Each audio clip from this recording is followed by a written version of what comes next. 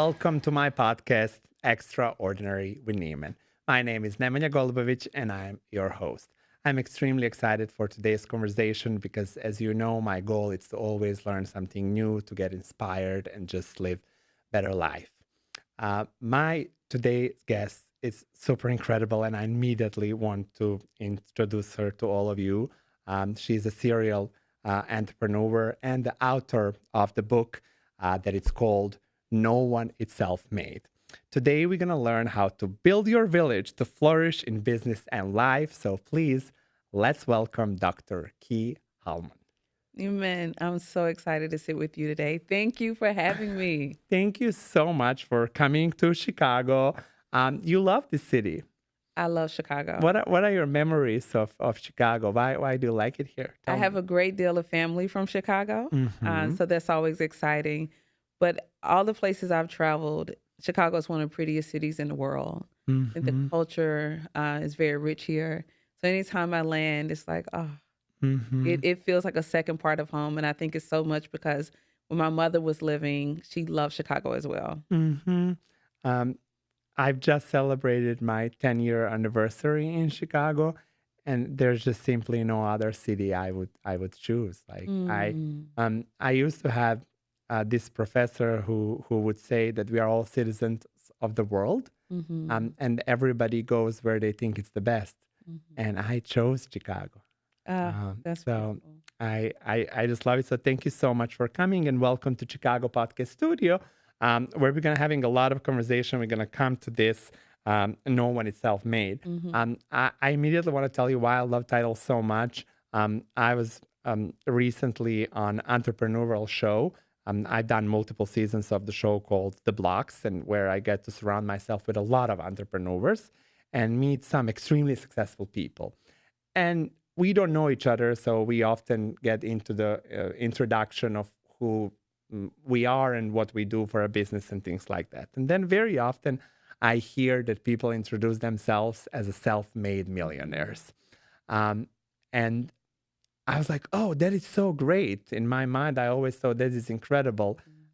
But then this title of No One is Self-Made, um, it just explains that they didn't get there on their own. Um, we tend to forget about all the support and everything that we need to get to this place. But we'll talk about it a little later. What I do on my podcast right now, and what I really want to get to know you a little bit better on a personal level. And I want to know, where were you born? Where do you come from? Where did you grow up? And just a little bit about your very early life and some of your earliest memories. First, thank you. Thank you for asking me. I'm originally from Batesville, Mississippi. Hmm. It's a small town in northern Mississippi. I also grew up spending a great deal of time with my grandparents in two other small towns, Crowder, Mississippi, and Marks, Mississippi. These places mean so much to me. My grandmothers are still living there. My father is still in Mississippi. But I grew up what is considered very rural. I remember our first home, it was on a gravel road. I can still remember that gravel road. I remember spending a great deal of time with my cousins, people that I still cherish so much to this day. And those memories of just being young and free. When you Hmm. live in a rural area or what we would call the country, it's just open land. And I Hmm. loved it. I would get lost in the woods and I had a vivid imagination as a kid. And so my brother and I would spend hours outside, just making the world our own. Hmm. And I also spent a great time with my grandmothers and my grandfathers. That was when I think about my childhood, it still warms me Hmm. because I was surrounded with so much love. Hmm. And you said you felt so free. Um, what do you mean by that? Just the freedom of like being able to go anywhere and like play outside and like not be worried. And how is that different from the world we live in today? Yes, it's a contrast from I have three nephews. Mm-hmm. Two live in Georgia and one lives in Mississippi. Free for, my siblings and I growing up, we could be gone all day, just Mm-hmm. playing or out on our bikes, going for walks. And I don't think our parents ever had to worry about us. Mm-hmm. And it was not a time when you had cell phones. So no one called to make sure you're okay. Uh-huh. No one's texting you. It was just this understood Mm-hmm. that my children are out being children and they're fine and they're safe, and that we were in a beloved community. So if something was wrong, there would be someone there to protect us. My nephews rarely go outside. Mm-hmm. I think we would be very concerned if we haven't heard from them for hours. Mm-hmm. Like, where are they? Are they safe? And I think that is a contrast of how kids are growing up now. Mm-hmm. And that freedom for me is that I never felt unsafe growing up. Mm-hmm. I don't remember having any form of anxiety or anything that like, in a sense, stifled my youth in my that innocence of what it Mm-hmm. felt like to be young. I don't have memories of. I just have memories of just being happy. Mm-hmm. Yeah, Mm-hmm. and very fulfilled with my brother and sister. I grew up very similarly. Also played in the woods and often get lost and one time get truly lost with a group of friends that we didn't know way back, and it took us so long. And we came home very late, like 9 or 10 at night, where it was already dark. None of our parents were even looking for us because it was so normal that kids out there being kids and knowing, oh, they'll get home, at night. So very similar. And you're so right. Today it's so different. Kids are playing mostly with iPads and Video games. yeah, we had to improvise. We had to Yeah. create sometimes even our own toys and Yes. yes. Okay. But tell me, who your friends were? Oh, my cousins. Your cousins? Yeah, my cousins, my brother and sister. We have another baby sister that she's 20 years younger than me. So Wit came much later, but for the first cluster, my eldest sister is 2 years older than me and my brother is 5 years younger, but they were my first friends. I often say that my baby brother was my first best friend. But my cousins, my cousin Veronica, who still just means so much to me, but she was one of my closest cousins growing up. And then my aunt Felicia, all these people just meant they are a part of the fabric of who I am. So my cousins, number one, and then friends that I met at school, but cousins and siblings were my first friends. What are some of the situations that you can remember that your cousins and your brother and sister and you were there for each other? Good That question. that's some sort of support that you had, that you felt like, oh, I got your back no matter what. When I was in high school, my sister had a accident on her ATV, Mm-hmm. and I was the person who found her. And it was on a Sunday, and it's our family tradition to. My mother would cook. My mother cooked every day, but it's our tradition on Sunday that my mom would cook early, and this in likely was on a Saturday. But my dad was in the kitchen with my mom, and my mom said, go tell Yolanda come on, it's time to eat. And I just remember like jumping off the porch, like la la la la la, Mm-hmm. and I saw a body at the end of the road, and I realized that was my sister. Oh my God. Yeah, she had run. It was a 3-wheeler, and this stuff that country kids do, 4-wheelers, 3-wheelers, Mm-hmm. and she had an accident. But when I got there, when I made it to her, I was in complete shock. So I remember running back home, and I was beating on the door, but I couldn't get anything out. Mm-hmm. And I remember my mom said, stop playing, because I was always playing as a kid. So she thought I was just pranking her, but I couldn't say anything because I was in shock. So I had to run back, and I had to pick my sister up and bring her in the home. I don't know how I had that strength, but I did. But it took my sister some months to heal from that. Mm-hmm. I think it made us closer as siblings too, because I was there for her during the time that she really needed me, but our family was there for each other. Mm-hmm. Everyone did their roles and made sure that my sister had the support in her healing journey, because it was a really, really bad accident. But I think that is one of the moments that I saw my family, everybody understood the mission, get her all the love and support that she needed, Mm. especially during her healing journey, because she had to build her confidence back up again because she had to Mhm. have big surgeries and things like that. She's completely fine to this day, Mhm. but that was one of the times that I understood the power of family.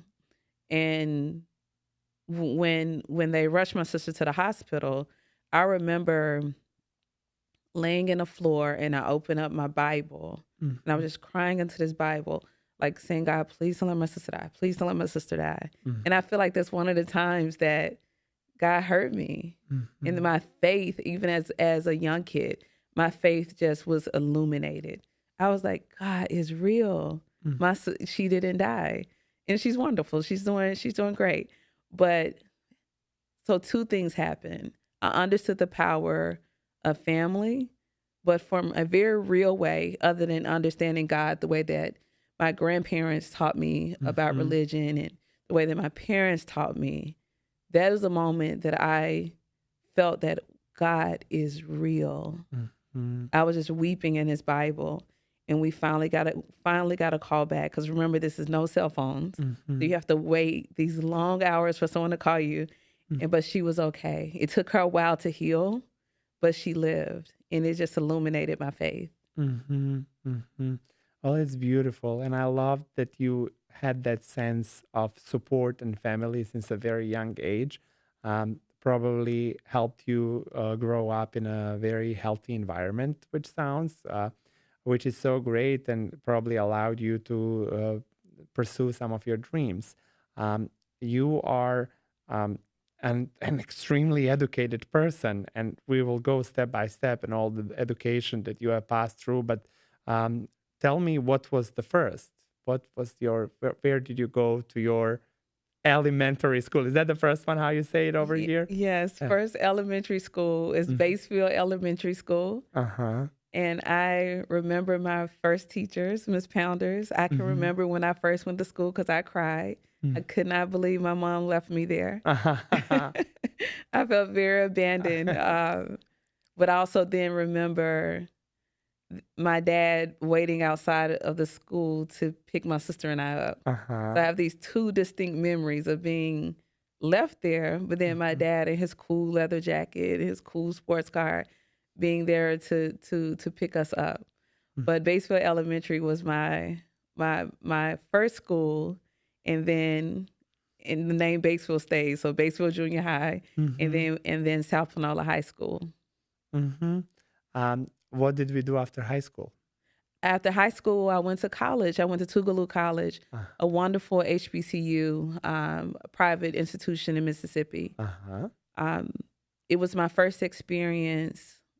Uh, I was one of the first people on my mother's side of the family to go to a historically black college. Mhm. But I didn't know, growing up, my mother only had her GED. She didn't finish high school. Uh-huh. But there's a distinct memory that after we didn't know what my mom was doing, my sister and I, my brother was too young, but we would wait in a car some evenings and my mom would be taking these classes. We were eating McDonald's Mhm. in the back seat, doing our homework. We knew that our responsibility was to eat, and when she came back, make sure our homework was done. But there was one day that my mom came back to the car and she was so happy. My mother had this big luminous smile, and she said, I did it. I passed. And we're kids, so we're Mm. like, pass what? And she was like, I got my GED. And I distinctly remember that those were three letters. And she said, but I want you all to have something higher than this. I want Mhm. you to have something higher. But so my mother is the person that planted the seed in me to get all the education that I could, Mhm. because it meant so much to her. But her getting her GED is the reason why I have all the education that I have. And the thing with my mom in education, she never felt that she was good enough. Mhm. Growing up in Mississippi, she never felt that she was good enough to talk to our teachers. She never felt that she was smart enough. So there would be moments in life that she would shrink. And Mhm. if there was something going on at school, My sister and I were both homecoming queens and very, very active kids. But she never felt that she was good enough to come and be present at those things. So she would stand outside of the gate, outside of the fence, and watch her children win these awards. But she never felt that she was good enough to come in and be there front and center. I tell that story because I know the way that my mother felt. So regardless of whatever type of education I have, it doesn't matter like the things that I've been able to do in life. I always think about the person who doesn't feel that they're good enough. So I'm proud of all my degrees. I'm very, very proud of myself. But what I'm most proud of is that I'm just a human being that's very ambitious, but none of these degrees separate me from people who may not have it. Because I'm very much so a child of a mom who, she's the reason that I was so ambitious when it came to education. But she also is the reason why I operate in confidence and humility, because I don't want it to ever be a barrier between myself and another person because they don't think they're good enough. Were you aware that that's how your mom was feeling when you were a kid? Or that's something you are maybe realizing now when you're thinking back on those times? My mother and I, she was a tough parent growing up. Tough parent. But I got to know her as a woman when I was in college. We had a hard conversation. And I was like, you're just too hard on us. I think I was maybe 20 or 21. So I was maybe a junior in high school. And I was like, you're just too hard on us. Then I would say, you never showed up for our things. You know, we won this. You wouldn't come in. And she was honest with me because I was growing up as I wasn't her little girl anymore. And we could start having these vulnerable conversations. And she said, I ain't feel like I was good enough. And so to hear that, I would have never thought that. I would have never thought that such a beautiful woman, people are always doting on how she looked, and people just loved who she was. I would have never thought that she didn't think that she could come and be in the audience, that she would have to stand from outside of a gate because she didn't think that she was good enough to be in a room. She said that, and it gave me something that I hope most children and folks that, have relationships with their parents. It's important to know that our parents are just people. They just so happen to be our parents. But they have the same feelings, the same insecurities, the same stuff that they support us through. They also have it. It's just tucked behind needing to be our parents. So when my mother disclosed that to me, I saw her completely different from that day forward. I only saw her through the lens of, I gotta always show my mom that she is good enough. And I remember telling my mom that because she died when I was 29 years old.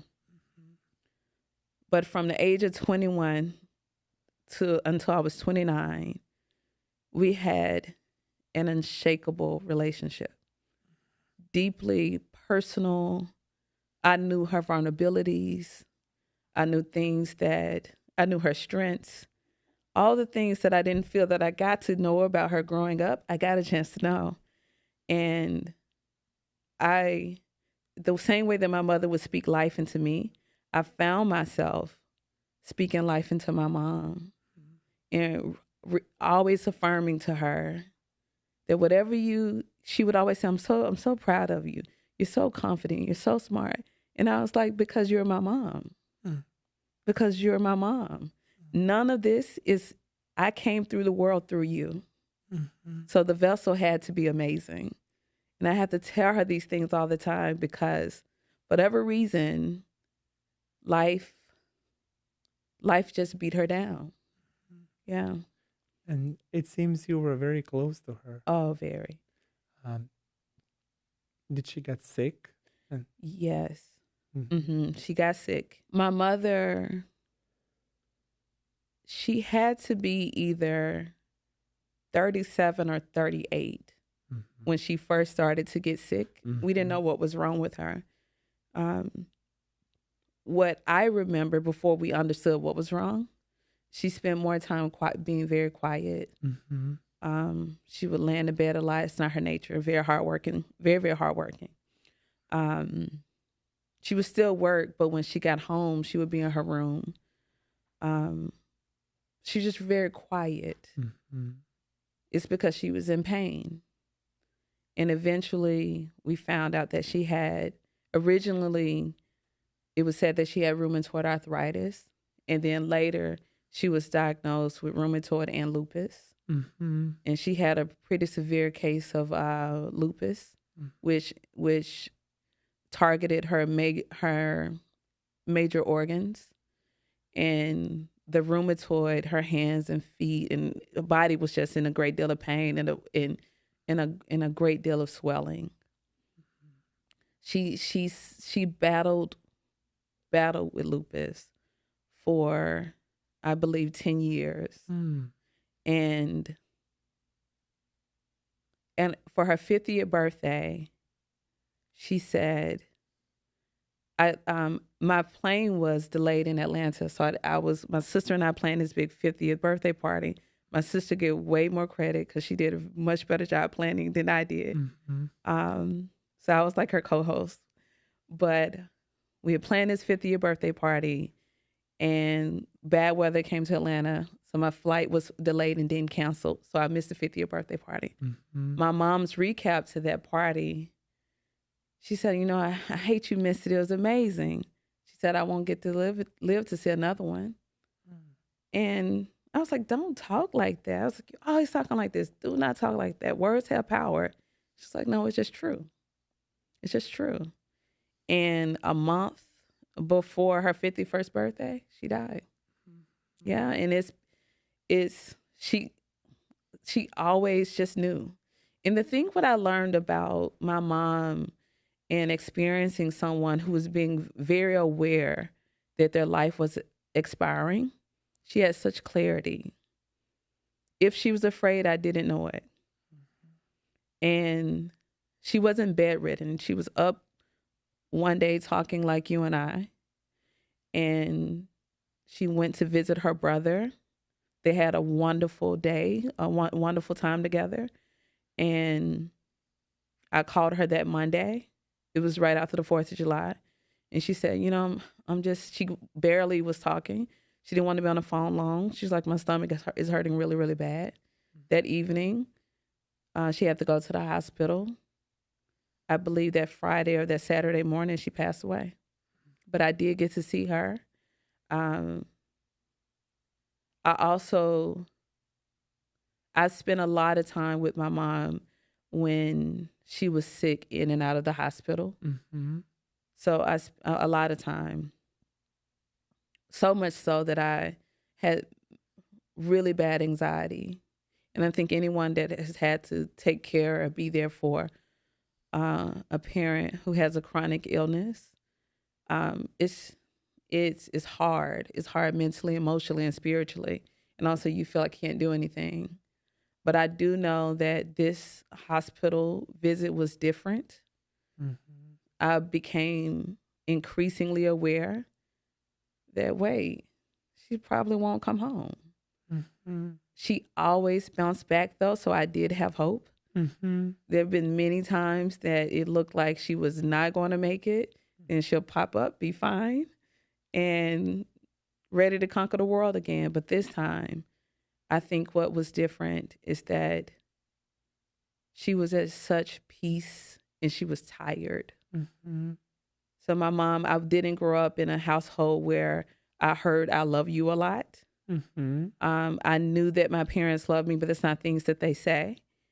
And the last word that my mother said to me was, I love you. And I was like, I love you too. And the next morning she died. Yeah. Ooh. I know. It's amazing what healing does, that I can tell you this story and I'm still held together. That's what happens with healing. And I don't think that time heals wounds. I think grace does, Mm-hmm. prayer does, and therapy does. All these things is the reason why I can be intact and talk to you about these things. Mm-hmm. I'm so grateful for you sharing the story. Um, I'm very close with my mom. Um, she's still alive, and I always pray for her to live forever, because it's just hard to imagine a day without her. So when do you miss your mom the most? Mm. It's always so random. I see my mother a lot in my dreams, and I Mm-hmm. see her a lot when I'm stressed Mm-hmm. or I'm uncertain about something and I'm not sleeping well, I'm not taking care of myself the best. She always pops up, and Mm-hmm. it's always clear that she can't stay. So if she could come to my dreams, Mm-hmm. and she could come to the dream and she is traveling somewhere. My mother wasn't a traveler. And Mm-hmm. she'll say, I'm only here for a day and I have to fly out tomorrow. And that's my subconscious telling me that um, Just a dream. She's it's, not gonna be there it's when not you going to be wake up. there. So so I wake up sometimes and I'm like, I have to, feel around because it feels, if, hold on, I'm sorry. Hmm. It's okay.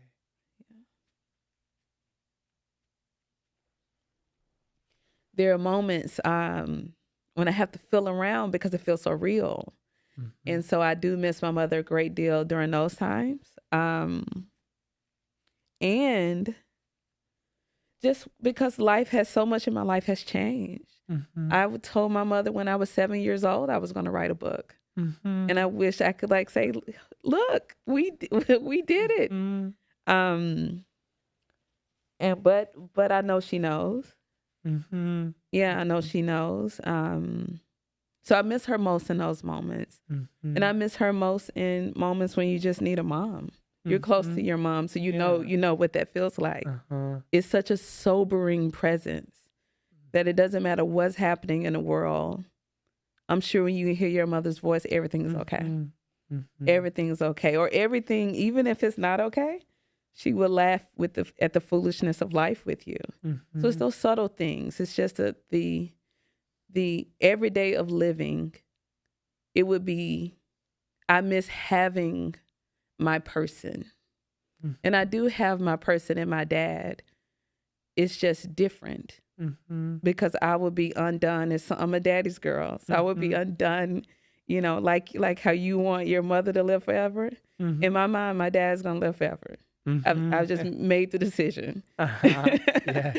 He's going to live forever. But I miss my mother in the most.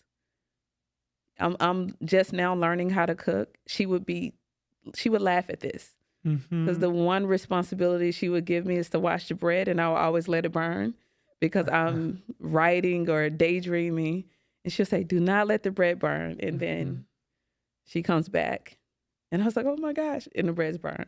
So she would love the fact that I'm learning how to cook. Mm-hmm. Um, that's why I wanted to ask you, but it seems such an unfair question. What would you do today if you had a day with your mom? Would you think you would cook something together? If I had a day with my mom, I would sit on the porch with her and talk about everything and talk about nothing. Mm-hmm. That's what I miss the most. My mother loved to just sit on the front porch, and she could sit there for hours. I was so enamored with her. I would look out of the window and just watch her sitting. Mm-hmm. And so I would love to just laugh about things that she wouldn't understand. She wouldn't understand why we were on Instagram. She Mm-hmm. would not think, she would be like, "Why are y'all talking to strangers on the internet?" She wouldn't, because she didn't get to live to see those things. Uh-huh. So she would think I think she would think we were weird for that. Mm-hmm. Uh, I think that I think the election would break Mm-hmm. her heart. Mm-hmm. She was so pro Black woman. Mm-hmm. So I think she would have been so proud of VP Harris. Uh-huh. And I think she would have also been heartbroken.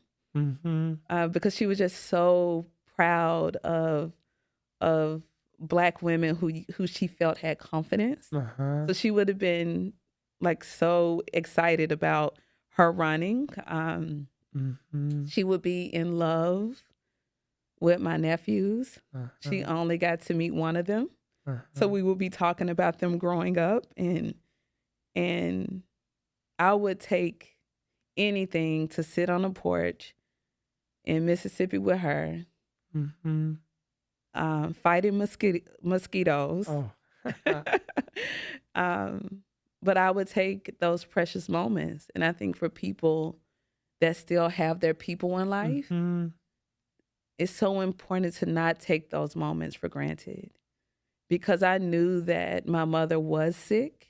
And I know that, logically the body can only take so much. Mm-hmm. While I did not want my mother to transition, I knew that one day she would, as we all would. But I Mm-hmm. also knew that the body can only do so much.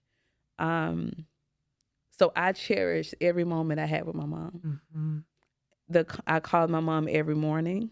I cherish hearing her laugh, and I would say, "Don't forget that.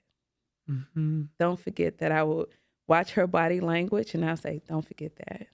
So Mm-hmm. everything was like I was just taking like a photographic memory. So I see her clear, so clear in my mind. I know that she would be profoundly proud of me, Mm-hmm. profoundly, profoundly proud of me, because she was always just one of my biggest cheerleaders. She is, Yes, she is. absolutely, Um, absolutely. were your parents married when she died? So they were still married till that day? So my parents were together for 30 or 31 years. Mm-hmm. Never married. Uh-huh. Yeah, never married. They were together 30 or 31 years. That's marriage to me, That's Yes, what I mean yes, by saying married, not a paper, but like they lived in yes, a marriage, basically. yes, 30 or 31 years. Mm-hmm. And um, they grew up together. Mm-hmm. They grew up together. And I'm sure the thing is, I didn't get to know much about their life. We were kids, so we had to stay in the kids' place. Uh-huh. I don't know if that's how it was when you grew up with your family, but so I don't know enough about their relationship dynamic other than I know that they had each other's back. I Mm-hmm. know that they had trying moments like our relationships, Mm-hmm. because we we could see they had trying moments. But one thing that I knew for sure, that those were two people that did the best they could with the Mm-hmm. blueprint that they had. I think they had their share of relationship failures. I think they had their share of relationship successes. Mm-hmm. But I'm very, very clear that those are two people that loved each other. Did your mom passing away made you closer with your father? I've always been a daddy's girl. Uh-huh. Yeah, I've always been a daddy's girl. I think what it did for me is that it made me know, like without any doubt, that I have to cherish the time with my dad. Mm-hmm. And so that is being, my father and I are very similar. We're very stubborn. Mm-hmm. And so there are moments when we can do this because we both feel so passionately about things. But losing my mom really aided me to be quick in forgiveness. And Mm-hmm. not just with my dad and anyone, just quick in forgiveness with the people that I love. Mm-hmm. Because at the end of the day, it's never that serious. Mm-hmm. And I think that's what I learned with my mom. Whatever it is, I would take anything to sit on the porch with her. So I ask myself in those questions, if be it my dad or anyone, if it's someone I love, is it serious enough where I would be okay, or I won't have regrets if I let this anger just last until whomever was right feel like they got the last say. Mm-hmm. It's just not that deep for me. Mm-hmm. Mhm. I like that. I Mhm. like that. I don't like holding No, I don't the hold. anger, the grudge, anything. It just Me either. yeah. You mentioned your mom was very proud of being a black woman, Yes. and you feel that way Yeah. now too. Do you think that is because of her, And I do want to ask you, growing up, because I grew up so far from America, and I Mm-hmm. really learned very late in life, Mm-hmm. kind of culture of this country and everything that was going on, that it's going to this date. So I'm always curious to know, like, how is it being a little black girl in America, Yeah. and how did your mom explain to you that you are different, that you are in a not like majority of the American kids, and uh, uh, how you lived that through the experiences. Like, did you have some situation where you experienced racism and like went for the first time, and how you were able to understand that? I'm always curious, how do you explain a little child that, like, and they just have to be okay with it, because that's Mm-hmm. the country we live in and the world we live in general. So tell me a little bit about that. Yes, it's something I have to give credit to both my parents for. Um, my mom requirement of, especially my sister and myself, was that we had to have confidence. Mm-hmm. It was a requirement to have a stellar reputation. Mm-hmm. It was a requirement to treat people well. My father's requirement was that we must work hard Mm-hmm. and we must be independent, but always have each other's back. Uh-huh. Um, both of them, I believe, they trained us to operate in a certain way. Mm-hmm.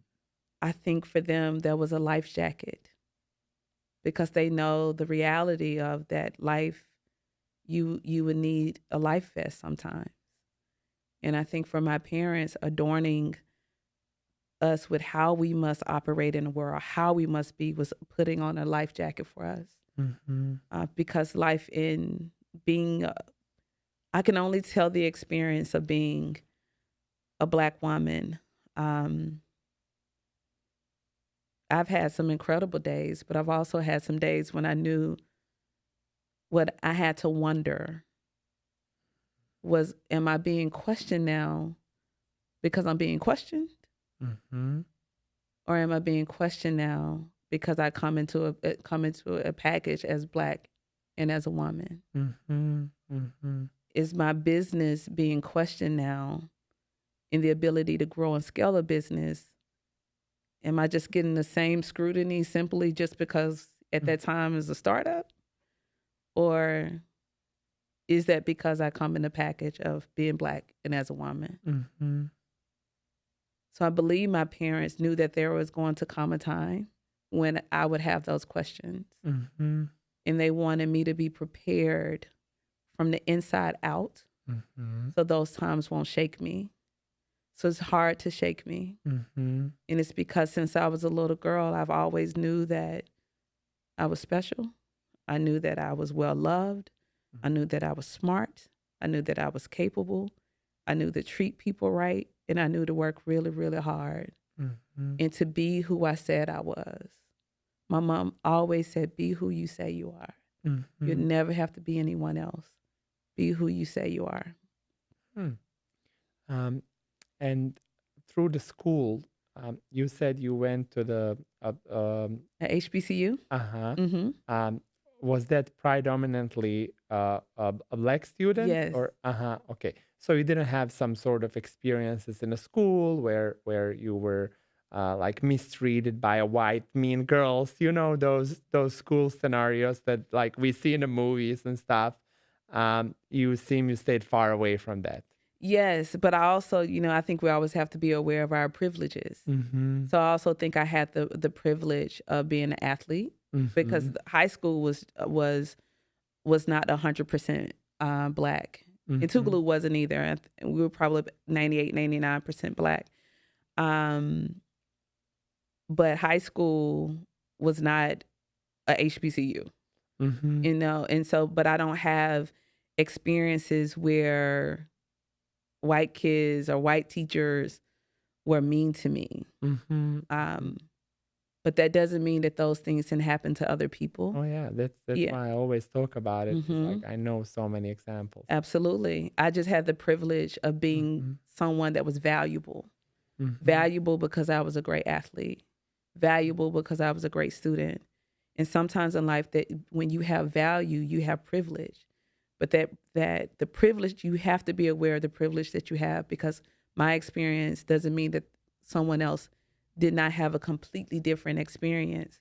I do remember in high school, and I was aware of what happened at that time, but when I was deciding that I wanted to go to Tougaloo, I remember the guidance counselor saying to me, "You shouldn't go to one of those schools. You're too smart for one of those schools." And Neman, I knew then I gotta go to that school. Mm-hmm. That's my father in me. That there's nothing that that counselor could have said. I knew at that moment it was racist. I knew at that moment that it had to be a really great school. Mm-hmm.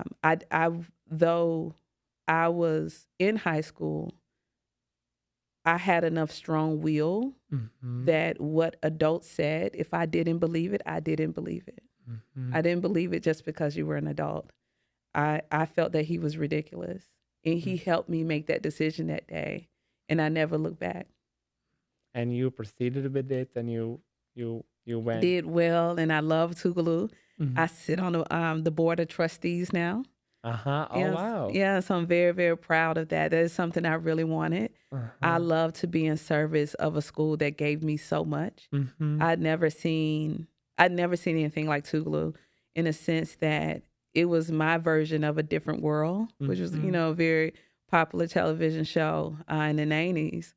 In the sense that this was one of my first experience meeting like Black professors, folks Mm-hmm. with PhDs, PsyDs, attorneys, and so on and so Mm-hmm. forth.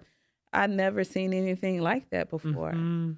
When you live in a place like Mississippi, it is rare, at least where I grew up, because I don't want to make any generalizations.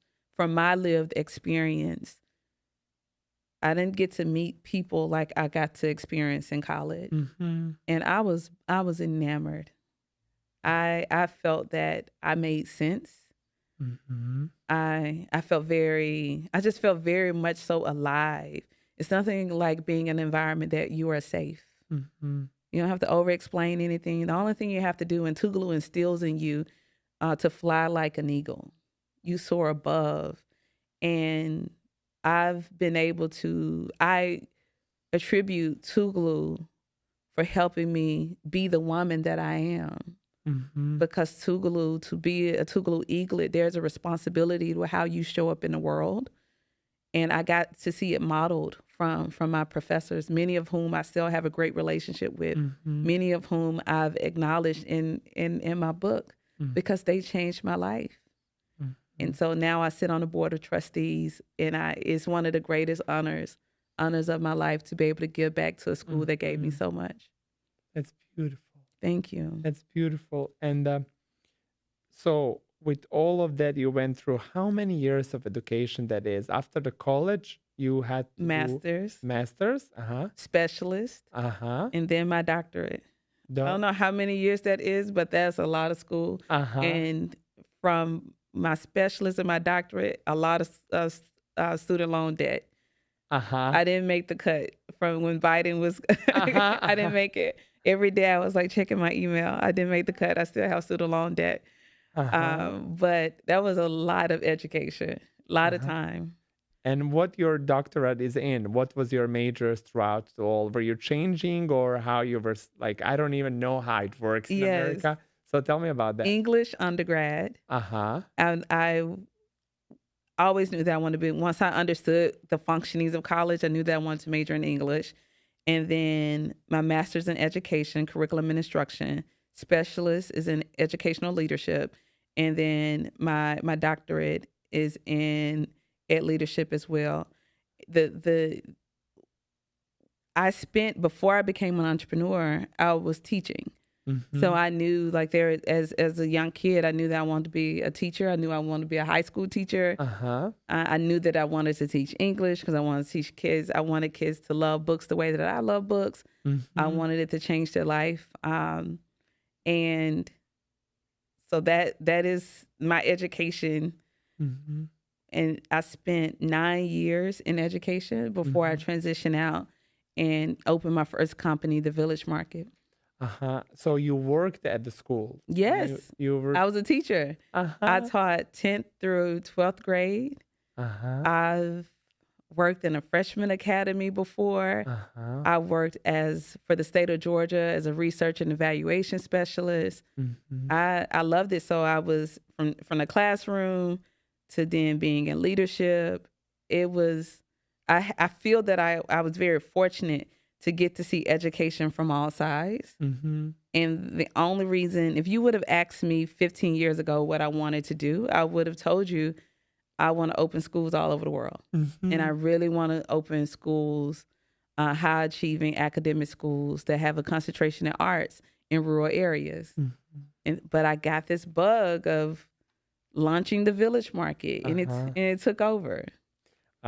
How the village market, like, how did you get idea for that? It was an aha moment for me. The thing about being in Atlanta, you know how much I love Chicago, but Mm-hmm. Atlanta's the best city in the world. Mm-hmm. Best city in the world. Is very special. The thing that I love most about Atlanta is the entrepreneurial community. Mm-hmm. And I got to meet so many entrepreneurs. And the researcher in me, I'm very inquisitive. I want to understand like what your goals are. And so I continue to meet with entrepreneurs. And then I would go, I love markets and Mm-hmm. festivals. I would go and I would shop from festivals. And I am a person that I love buying hyper local. I love supporting Black businesses. Mm-hmm. I would go to these big festivals, big markets, and it just wouldn't be a lot of Black entrepreneurs or not a lot of Black makers, artisans and makers.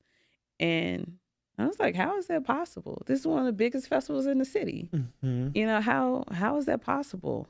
Then at the same time, I'm listening to my friends who said, I just don't have enough customers. I don't Mm-hmm. have enough support.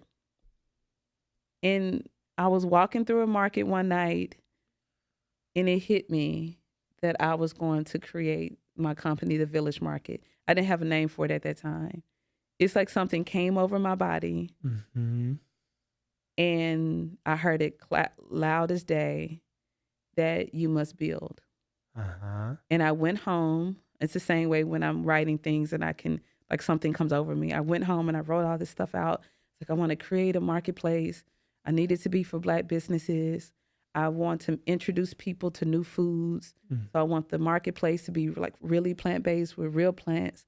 And I want to push the culinary artists to not do any meat replacers because I want it to be a palate experience. Mm-hmm. I want people to, I want the dollar to circulate. I want entrepreneurs to feel loved. Mm-hmm. I think that was my last sentence. And I wanted it to be at like a high level. Mm-hmm. I didn't want it to be a flea market. Nothing against that. But for me, I really wanted to be an elevated nighttime, Mm-hmm. grown up event that you can bring the children to, but that was very mission forward. Mm-hmm. I had that epiphany likely in August of 2015, Mm-hmm. and I didn't know how to start. And I heard another voice that start where you're comfortable, and I'm comfortable in a teacher position. And so I decided to do a series called It Takes a Village. And I bring people like yourself out to my homegirl's coffee shop, Cassandra, Urban Grind. And I would do these series at her coffee shop with other entrepreneurs. And the requirement, was to come there and be honest. Uh-huh. Be honest about your experience. The requirement from the audience was to buy something from Cassandra and to go out and share what you learned tonight. Because there was no cover. But the job of the entrepreneur like yourself, you must tell the truth. Mm-hmm. Tell the truth. And the series just took off. But I think this is what all great ideas if you're living something that's higher than you, it just took off. And I think by my third or fourth gathering, I had the entrepreneurs, the folks in the audience. I said, if I created a marketplace for you, how many of you all would come? And the hands just shot up. The next month, I launched my village market.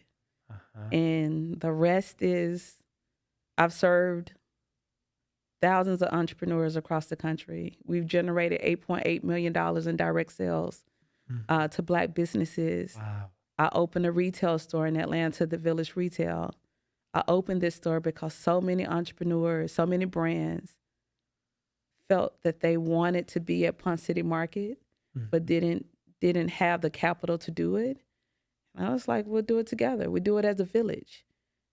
And I wanted for brands, I wanted if their first experience can be at the village, then your goal is to outgrow us so we can make space for somebody else. If you want to go to big box retail, if you want to be your own standalone or grow your e-commerce site.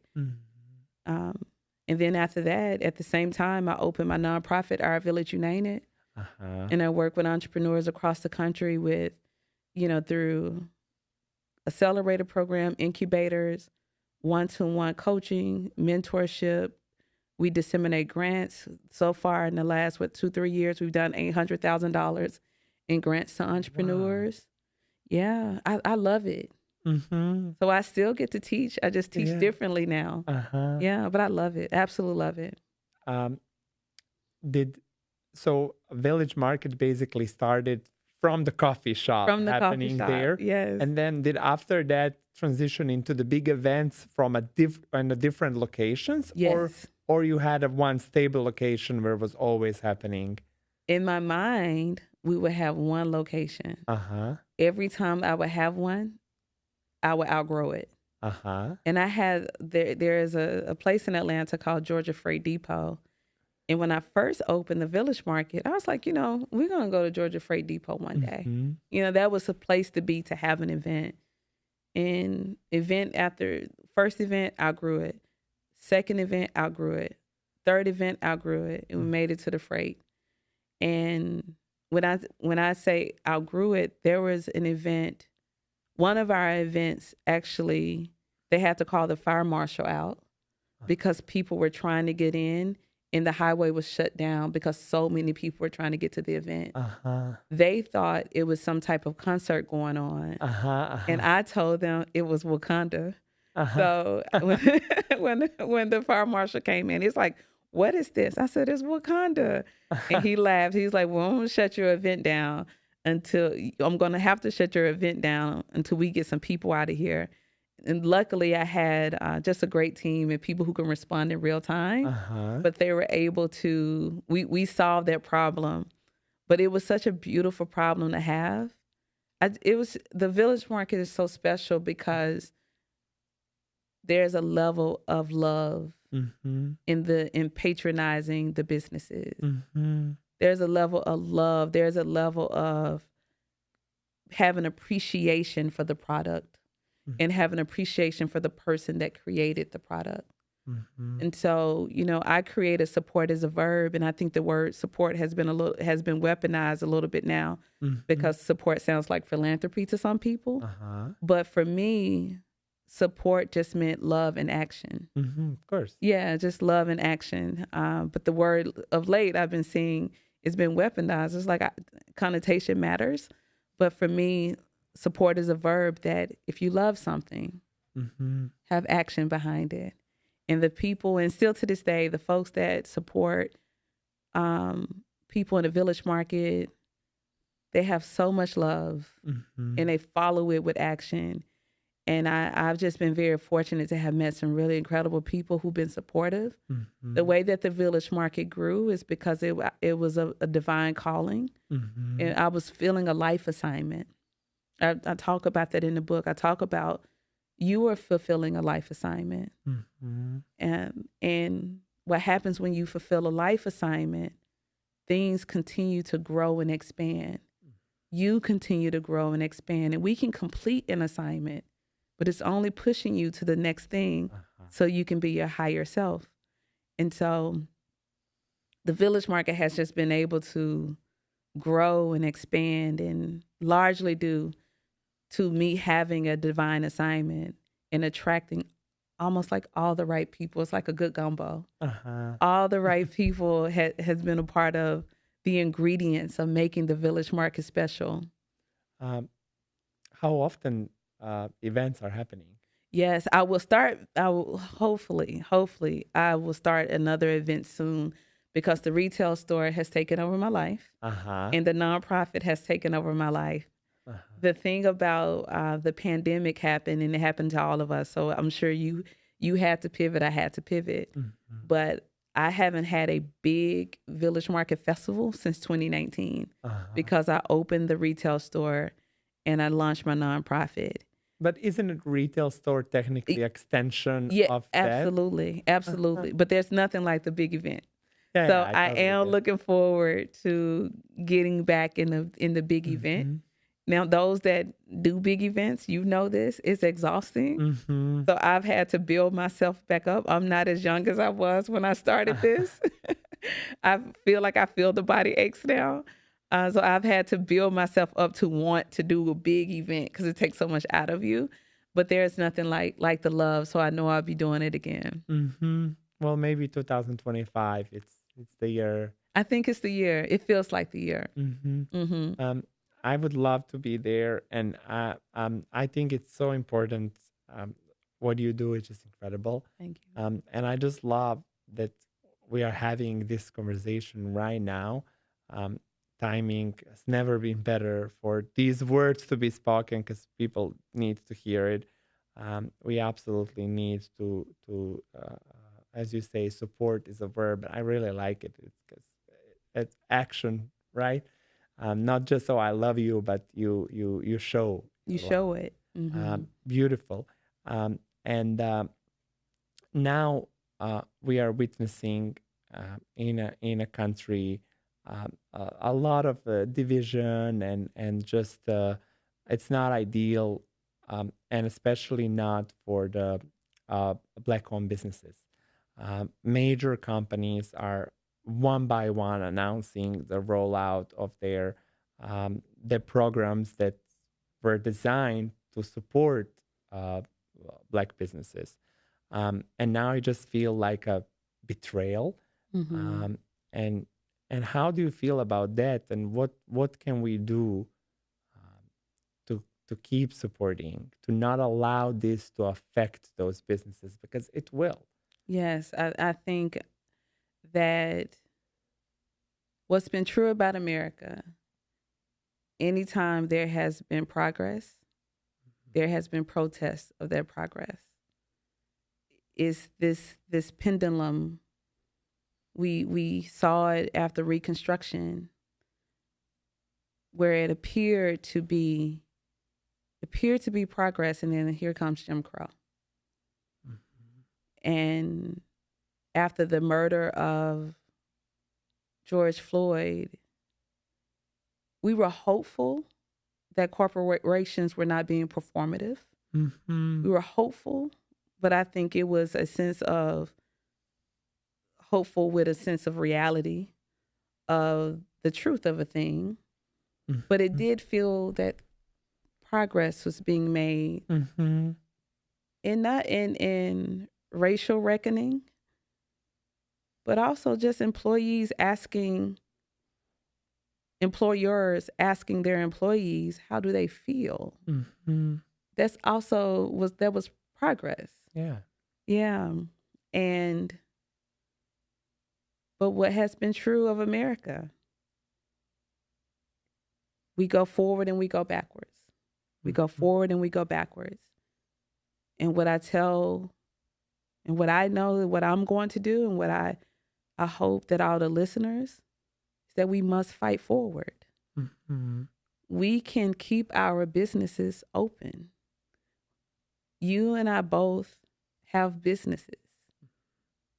The sense of caring about the people that we're so fortunate to have on our teams, our job is to keep caring, to bring the humanity.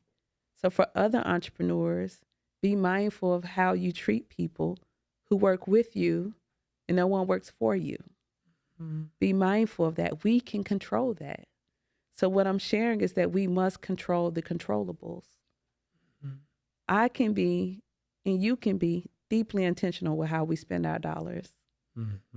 We can control that. And so I want everyone to know that while it seems that power is being taken from us, we are powerful.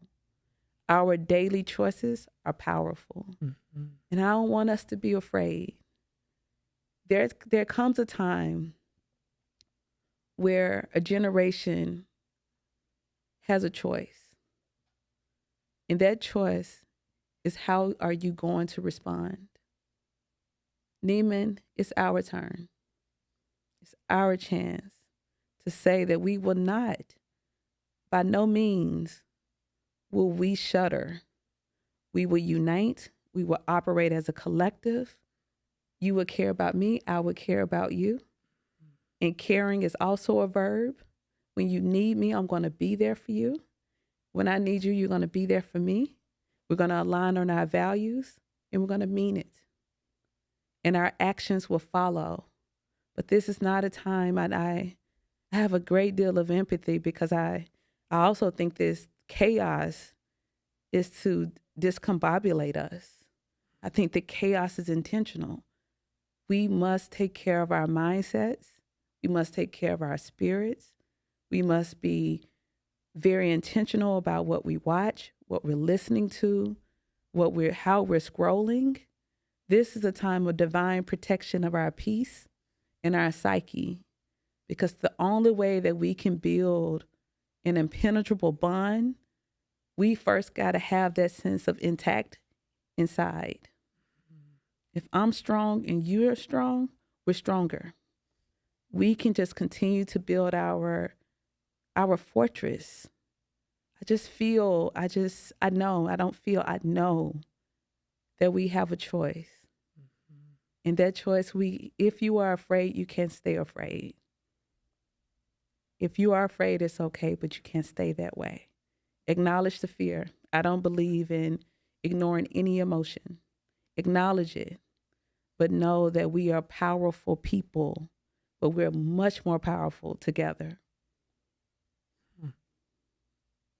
That's beautiful. Thank you. I hope this finds who needs to hear it. Because I know that a lot of people need it right now. And a lot of people who, in our own communities sometimes turn back and be loud. But the things that you just said, I really love that. Yeah. I think it's time for us to talk about a book. Okay. No one is self-made. Tell me what that means for you. When you say no one is self-made, what do you mean by that? For me, no one is self-made is everything that you've asked about me in my life. When I close my eyes, I see my grandmothers. I see my grandfathers. I see my great-grandparents. I see my parents. I see my siblings. I see my cousins. I see my friends. I see my team. I see the community that I've fostered. There is no way that I could ever write a book and say that Key is self-made. If I were ever to write that book, I erase all those people that I just named. And I don't think that is our intention, to erase the pivotal people that has ensured that you and I can sit down and do this podcast today. It doesn't mean when I say that no one is self-made, it doesn't mean that you don't have or haven't had to have self-determination. We all need self-determination. I'll never take that part of my journey, and I'll never take that from you. But self-determination is married with the people that keep us determined. We just have to have that intrinsic push, the vision, to get the vision out, but we need people. And I know I'm sure you've been called self-made. Mm-hmm. I know I've been called self-made. And people mean well. Mm-hmm. They mean well. They're trying to tell us for whatever reason, they're trying to say, you did that. Mm-hmm. You did. You came to this country and Mm-hmm. look at you. You did that. But they're trying to say to me, look at this. She had the audacity to be from this little town in Mississippi and writing a book. You did that. But I think what we have to tell them is that I did with the help of a lot of people, Mm-hmm. with the help of a lot of people. And not all support, not all help is tangible. It's the Mm-hmm. people like the folks that love us, that stay up at night with us, Mm-hmm. that wake up early with us, that put up with our mood swings when we're upset about something, when we should be more proud and we're like, but it's not what I wanted it to be. And they're like, get it together. This is Mm-hmm. amazing. All of those people, all of that pours into who we are. Mm-hmm. It helps us be better builders. There's also an issue, and I think it's the thing that is really impairing our community. We're such an individualistic society in America, and I think it's time to divorce from individualism. No one is self-made is saying I'm ending that relationship with being individualistic. Doesn't mean that you don't put your life vest on. Every flight we take, they tell us to do that. Put your life mask on first. Mm-hmm. Not telling you not Before to do that helping with others. others. I'm not That's in saying life. That's that's in yes, absolutely life. We need to breathe first yes. before we can assist somebody else. Someone else. Absolutely. Mm-hmm. But you know what they didn't say? Is only put your life mask on. What do they say after that? Before you assist others. Even in survival, there's a relationship to someone else. Mm-hmm. That is what that message is saying. We have to be done with individualism. Mm-hmm. It holds us back. And I know that scarcity is a thing. And I know that scarcity isn't made up. Mm-hmm. We can acknowledge that it feels that only certain people get all the good things. And I worry that when I finally get my good thing, will I keep it or will someone take it from me? I get it. I respect it. But that is the thing that holds us back from being able to be our best selves. I think in community, we're our best selves. I think in community, your business, my business becomes greater. I don't, individually, we cannot do something of service that is meant to be. We got to have all the people to be a part of it. And I wouldn't want it any other way. No other way. It's community, it's everything. And the sense of the team and being part of something, it's just everything to me. And the reason my business happened and survived and all of the things, it's thanks to a community and the people who surround me and supported me. And so I totally was guilty of getting. I never called myself self-made, but I've heard people saying, "Oh, I'm a self-made millionaire." And I'll be like, "Oh, wow! Like Yeah. you did it." But when you think about it, it's so true. No one is self-made. We all had someone who, at least as you say, was late at night talking to us and help us get through the things. I do want to say in the book, you do speak about gratitude as well, Yes. and practicing the gratitude. I'm trying to practice that. And I share with you that I just recently celebrated my 10 years in America. And I said, and I even posted on social media about it, and I wrote that uh, myself 10 years ago, if you could see the life that I live right now, that I have a podcast, that I have a show, that I have a restaurant, and that I'm in a good health and have a lovely husband and a dog, and that I'm doing fine financially, I have a nice place to live and a beautiful car and all the things that I have, that Neman would be in shock and would say, God, if I ever get to those things, I'll never ask you for anything else.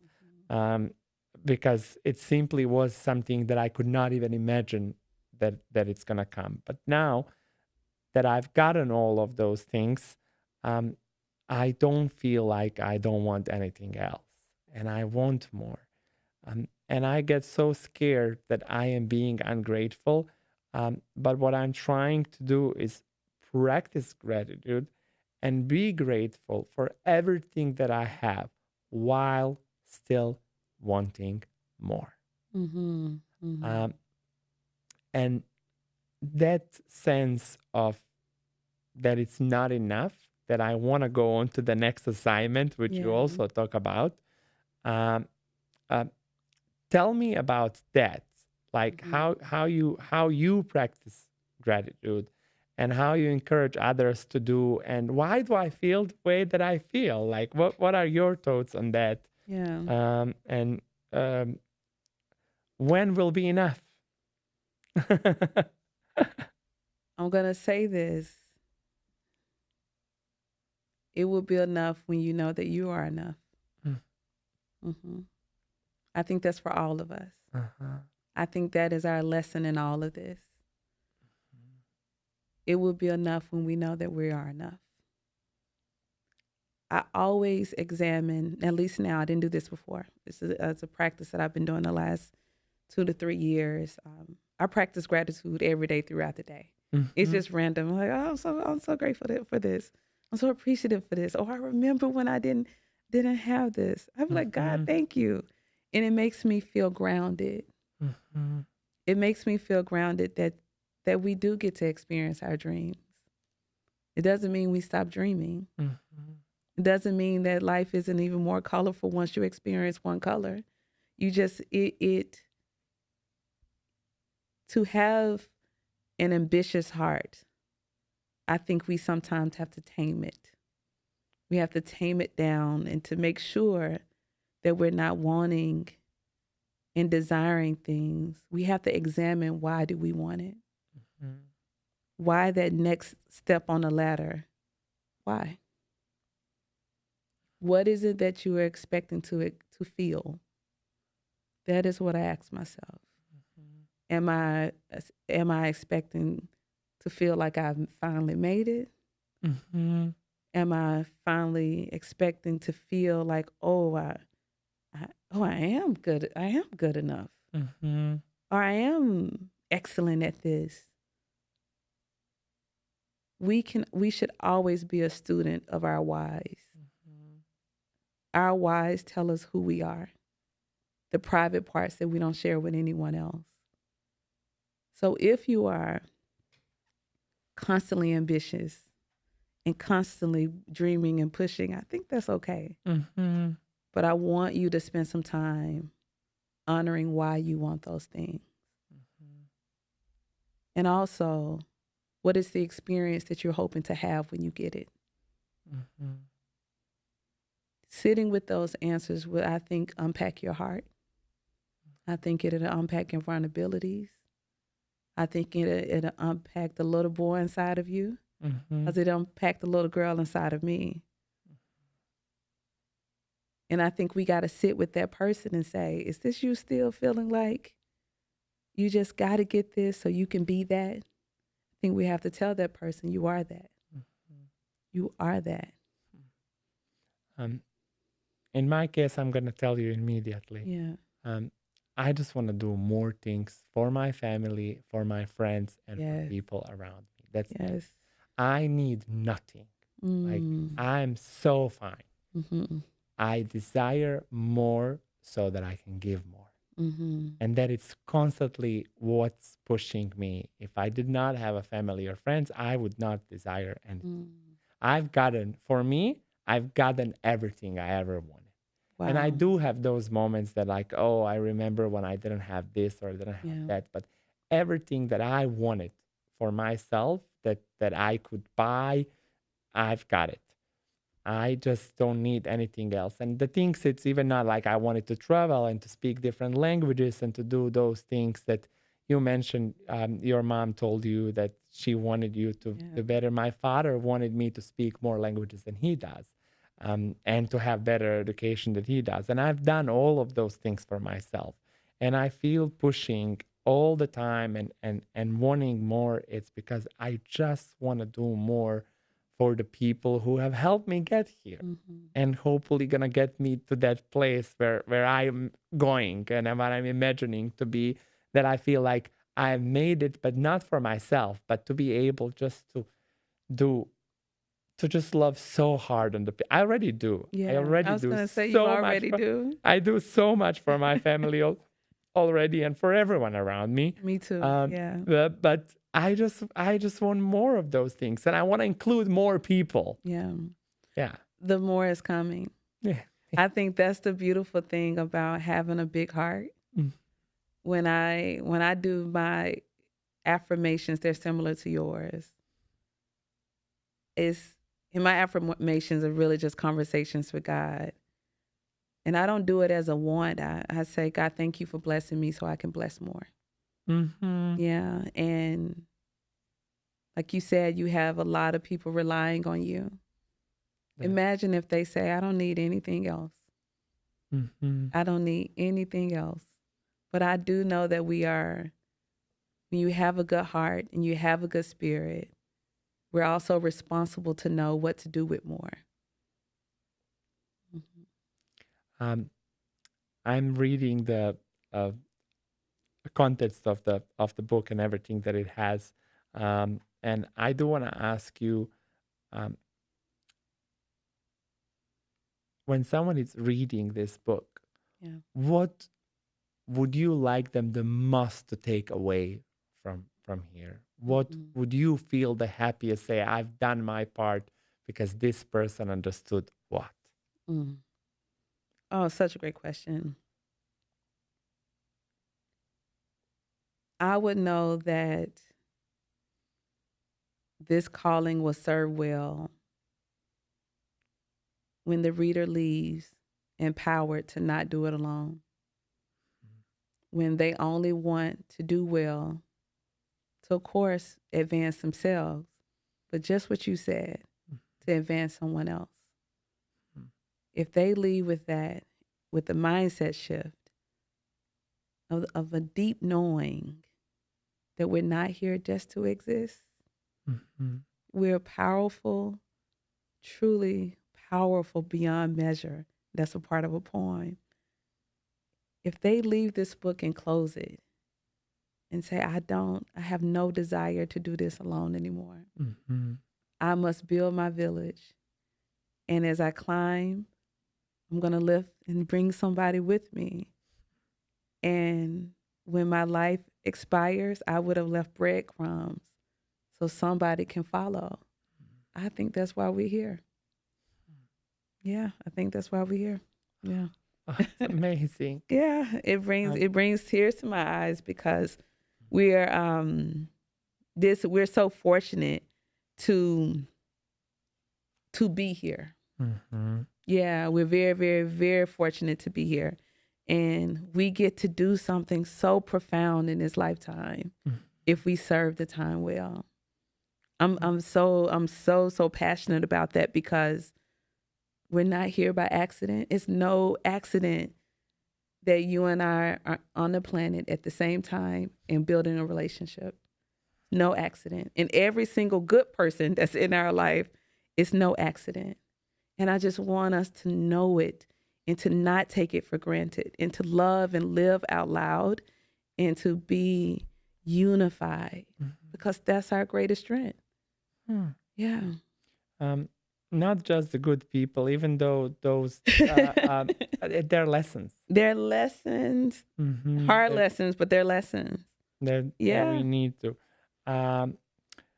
No One is Self-Made. The book is out now. People can get it, and tell them how they can get the book. It's available on Amazon. It's available via. Yes, it's available where everywhere the books are. Everywhere books are sold. Always check with your local bookstore first. Yes, right? Always check with your local bookstore. But yes, the larger retailers, they're selling the book. You can go to nooneisselfmade.com, or if you just put the title in "No One Is Self-Made," you will be able to find the book. So I would deeply appreciate you all buying this book. I'm biased, of course, But I tell you the truth, you're gonna love the book. Mm-hmm. Yeah. Mm-hmm. Well, that's so beautiful. Where, besides the book, how people can connect you on a social media? Yes, I'm getting better on social. Dr. Key Hallman on all platforms. DrKeyHallmon at all platforms. I spend the most time on Instagram. Instagram, yes, my favorite More too. time on Instagram, and Uh-huh. I'm growing this relationship with Threads. Uh-huh. But I would love if you all follow and keep up with me. And as you read the book, please send me a message and let me know how you are experiencing the book. Mm-hmm. Well, it's beautiful. If there's anything that I did not ask you that you would like to say. Oh, oh my goodness. This was such a beautiful interview. I Mm. can't. I can't believe it's like almost hour and a half I know because you've and made me like it. cry and everything. I don't think I've ever cried on a podcast. There's first time for everything. Yes, I don't think yes, you made me cry and everything. It's nothing more for me for that I don't think that you haven't asked. But one thing that I want to tell you is thank you for being. Hmm. Thank you. You are such a dynamic person, dynamic light. You're needed and necessary. So thank you. Well, thank you so much for coming. It's I just love from the second I met you, I just Yeah. fell in love with the way you present yourself, with the way you talk, and then when I learned everything that you do and how much you do for the community, and I've seen the work you have done, and following you on social media, seeing the grants for the businesses, and how many people you have uplifted. I was just so inspired Mm, by you, and I really, really wanted to have you on a podcast. It's like was one of my five top desires of yeah. people who I want to have a conversation with was you. So it's kind of dream come true for me that you're here. Thank you so much. I named a podcast "Extraordinary" with Neman because um, uh, I share extraordinary stories of an extraordinary people. But the reason I came up with that is because people used to call me extra. They would say that about me, but Mm. in a kind of a little bit negative way, extra Mm-hmm. meaning too much. And I turned that extra into the extraordinary because it's a Right. more positive connotation. And I was wondering if anyone has ever told you that you are too much and that you're extra, and how did you deal with that? That's my last Last question of the night. question. Yes. I'm a oh my goodness. I don't think anyone told me I was too much, but I have people have told me that I was too passionate. Uh huh. That I'm too passionate about this belief in community. I've even had people tell me I'm too passionate about my belief in what we can do as a people. They always tell me, you're going to get your heart broken. You got to be realistic. And I'm glad I didn't listen to them. I want to be even more passionate. Mm-hmm. Yeah, I feel like I'm on fire with purpose. Beautiful. And I want to be even more extra. Yeah, you want to be more extra. That's Yes. beautiful. Well, thank you so much for Yeah. being here. This was so great. Um, I hope people gonna leave with this feeling that I'm having right now. I'm feeling full. Mm. Um, everyone, no one is self-made. We learned today.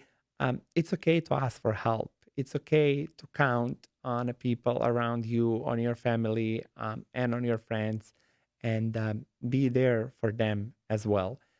That is the biggest takeaway from for me today, and I hope for all of you. We are not meant to walk in this world alone, and I hope you have someone to hold on today, tonight, this morning, whenever you're listening or watching to this. Um, I love you so much. Thank you for being with us. And remember, if anyone ever tells you that you are too much, you can tell them to go and find less.